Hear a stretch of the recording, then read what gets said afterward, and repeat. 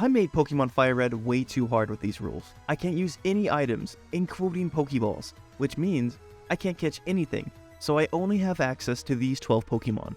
It also means I can't use any healing items, TMs, or key items like the bike, unless they are needed to beat the game. On top of that, if a Pokemon faints, I have to release it. I started the journey off like any typical playthrough.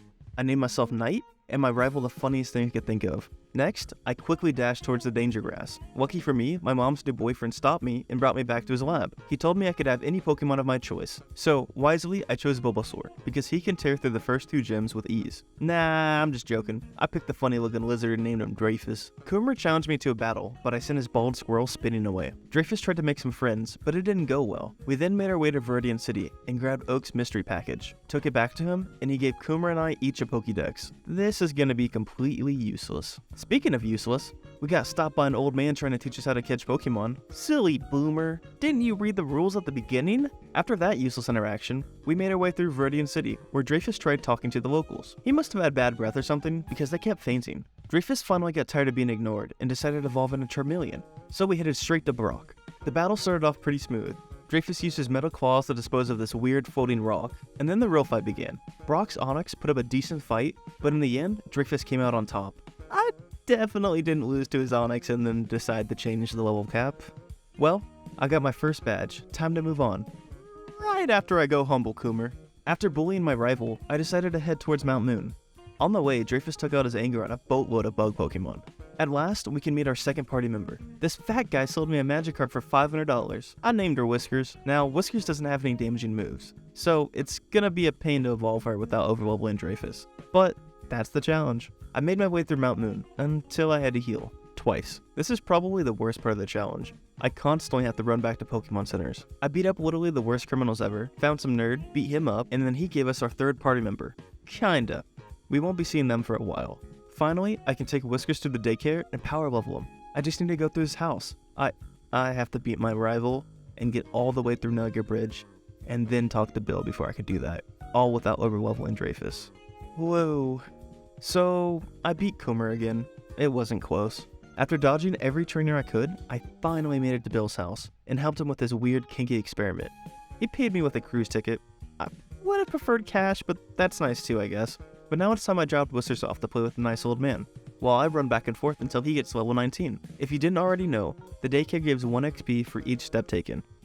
Get used to this. I leveled Whiskers to level 20, and she evolved into the mighty Gyarados. I challenged Misty with Whiskers in the lead. She easily bites through Misty's team, earning me my second badge.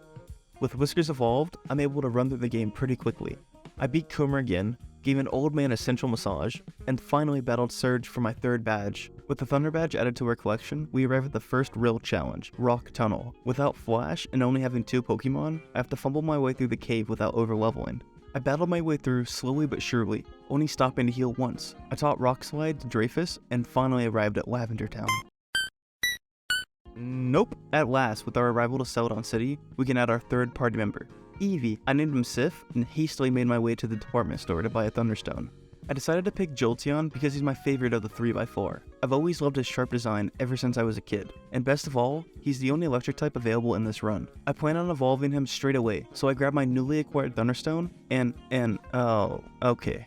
I genuinely forgot I'm unable to evolve Eevee, because I've banned all items. I even planned the Elite Four around the idea of having Jolteon on my team. After calling my therapist, I finally came to accept Sif as he is. In my grief, I almost forgot that we get our 4th member here. I grab the coin case, sell all of my items, including the Thunderstone I just bought, and buy as many coins as I can, barely allowing me to afford our newest member, Dratini. I named her Daenerys. Don't worry, we'll be back soon. Eager to take my anger out on someone else, I put Dreyfus on a plant-based diet, and prepared him for the next gym. He learned Flamethrower and used his new move to scorch his way through all of Erica's team with ease. After acquiring the LGBTQ badge, I finally made a few small stops, grabbing Fly and some tea for the guards, finally giving me access to Saffron City. I ran back to the town that shall not be named, evolving Dreyfus on the way. With Dreyfus in his final form, I head to the Pokemon Tower, where I absolutely run through Coomer's team. Dreyfus just picked them apart, and Whiskers finished off his Wartortle. So, funny thing is, I forgot about the Silph Scope. I flew back to Celadon City, blasting my way through the Team Rocket hideout. I caused so much carnage that their boss had to battle me himself, but Whiskers sold his entire team. Seriously, worst criminals ever. After bullying Giovanni into giving me his fancy ghost goggles, I head back to the Pokemon Tower, battling my way through with ease, and saving some old man on the way. The old man gave me a flute, so naturally I played it to wake up the sleeping Snorlax, and made my way to Fuchsia City. The long way, because I can't use a bike. I grabbed Surf and String, teaching both to Whiskers. With Dreyfus juiced up, he easily solos Koga's team, earning us the Soul Badge. Now, here's where I made my biggest mistake. Koga and Sabrina share the same level gap of 48, and at the time, I didn't realize this. So, I had to be extremely careful here. I need to battle my way through Silph Co, defeating my rival, and making my way to face Giovanni once again, all without going past level 48. Luckily, I have an amazing memory, and definitely didn't watch a guide on YouTube to figure out the fastest path. After defeating Kumar again, we add our 5th member to the team, Lapras. I named him Sheldon. He's got a funny shell. Now, it's time to face the boss of Team Rocket again. I lead with Whiskers, taking out his Nidorino and his Rhyhorn. But Whiskers got poisoned in the process, so I send out Dreyfus to take care of the rest of his team. I ended up saving another old man, but this time he gave me the ultimate catching item, the Master Ball. Unfortunately, this guy didn't read the rules at the beginning either, so I threw that shit away. With Team Rocket finally defeated, I made my way to our next challenge, Sabrina, arguably the hardest gym leader in the game. Luckily for us, Dreyfus don't play no mind games and easily takes care of Sabrina's team. I decided to make a small stop at the fighting dojo, blazing through them and grabbing our 6th member, Hitmonlee. I named him Rock Lee, and then made my way to grab the old Amber. After that, I flew to Pallet Town and made the long voyage to Cinnabar Island, where we can grab our last available Pokemon, Kabuto and Aerodactyl. I named them Krusty and Terry respectfully. Before battling Blaine, I decided to grab Daenerys after running around some more to level her up.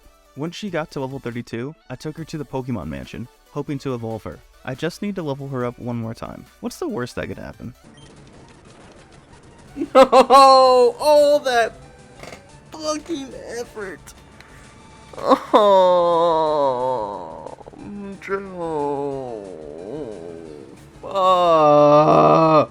It's time to say goodbye to our first death in this run. We weren't together much, but you were taken far too soon.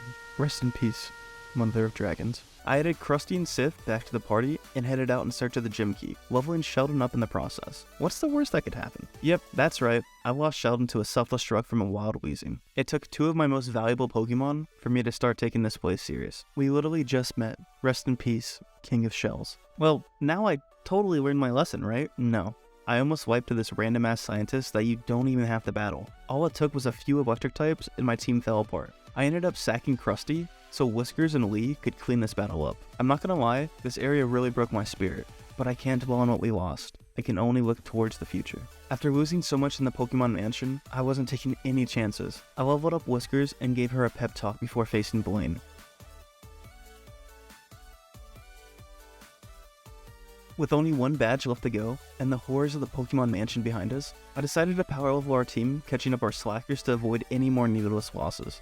With most of our team at level 50, I decided it's time to challenge Giovanni one last time.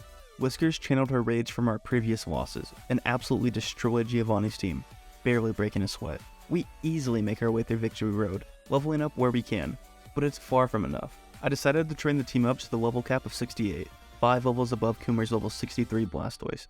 And I wanted to recruit one final member. Returning to the game corner, we bought our 2nd Dratini and named her White Walker. It took a very long time, but we finally evolved her, and got her up to level 68. With our team at their max potential, we can finally begin the real challenge of this run, beating the 4 strongest trainers in this game back to back without healing of any kind, and managing our team efficiently enough to make sure we can take on Kumar with whatever we have left. This will not be easy, but I have to try. First off, we have Lorelei, the Water Ice Specialist. I lead with Rock Lee, having him break through her ice types, even taking out her Slowbro, who was the only real threat on her team. Overall, this fight was a cakewalk. We barely lost any HP. Bruno was a similar story. I led with Whiskers, taking out his Onix with ease, then switching in Rock Lee to take out his Hitmonchan with a risky high jump kick. I decided it was best to sack here. He served me well and will not be forgotten. White Walker cleans up the rest of Bruno's team.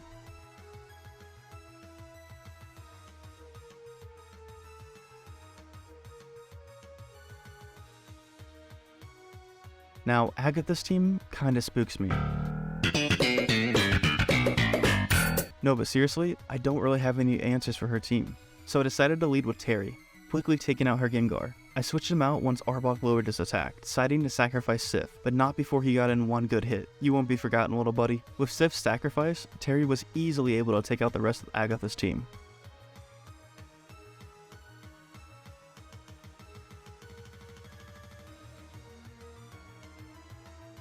Next up, we have Lance, the Dragon-type master, who actually only uses 3 Dragon types. Either way, this fight won't be easy. If I'm not careful, the run could end here. I decided to lead with Whiskers, Dragon Dancing and using Strength to take out Lance's Gyarados. I then use Rain Dance and Surf to easily kill his Aerodactyl. After this, Whiskers is able to take out the rest of Lance's team all on her own. With Lance out of the way, we can take on our final challenge, Coomer. The little shit became champion 5 minutes before me. But hey, that's okay, it'll make this victory even sweeter. I decided to lead with Terry, taking out Coomer's Pidgeot with a few wing attacks. After that, he sent out his Blastoise. I decided to sack Terry, but he's not going out without a fight. I used Hyper Beam to...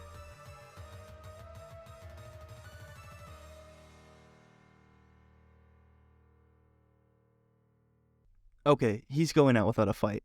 You'll be missed, my blind friend. I decided to send out White Walker and be extra cautious. I paralyzed his Blastoise and slowly chipped him down with wing attacks. With Blastoise out of the way, White Walker takes advantage of the rain and easily KOs Coomer's Rhydon. Coomer sends out his Alakazam and outspeeds White Walker, killing him with a Psychic. Goodbye, friend. You can finally rest. I decided to send out my ace, my starter, the one who's been with me the whole journey. Dreyfus takes out Alakazam with minimal damage and easily deals with the Coomer's Executor. Coomer, down to his last Pokemon, sends out Arcanine, but Dreyfus is narrowly able to take it out with a final Rock Slide.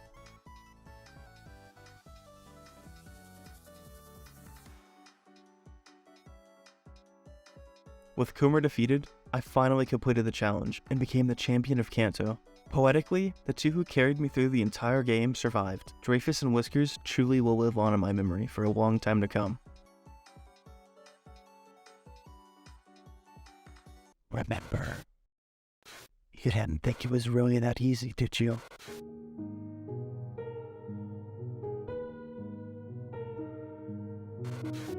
Remember. Remember. Remember. So yeah, I wasn't actually able to complete this challenge. I went in without leveling my Pokemon high enough. Let me try this challenge again. Let me know below. Maybe I'll even try a harder game like a ROM hack. Check out my previous video shown on screen.